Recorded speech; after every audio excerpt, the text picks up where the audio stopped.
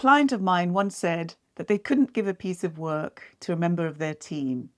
They didn't want to overburden the team member, so they ended up doing it themselves. This points to one of the big issues of being a nice manager, and that is the cost to you. I'm Dawn, and this is Have That Talk. I know how much you care about your team.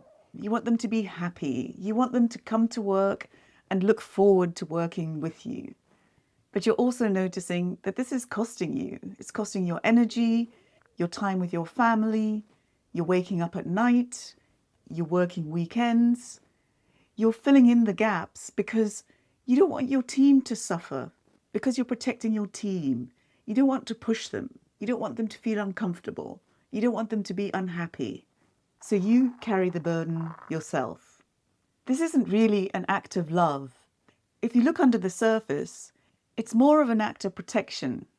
It's protecting yourself from any disappointment, any pushback, any potential conflict that might come from an interaction in which you want something to happen and the other person needs to be persuaded. But by absorbing this burden and avoiding this potential conflict, you're doing yourself a disservice, both on a personal level and with regards to your role as a leader. The other thing that might be happening is that you don't trust your team.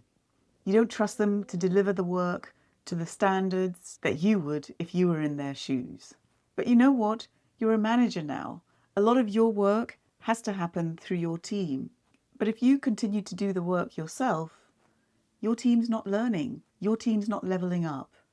And in fact, those individuals who actually want to learn and want to move forward will become frustrated and feel undermined by your interventions, your offers of help. And the impact of this is not immediate. In the beginning, it will feel good, it'll feel positive. But in the long run, it will stifle your team and burn you out. So you need to switch it up. Next time somebody hands you a presentation to review, instead of saying, I'll do it, I'll finish it for you, take time to give clear and productive feedback on what should change and what should improve.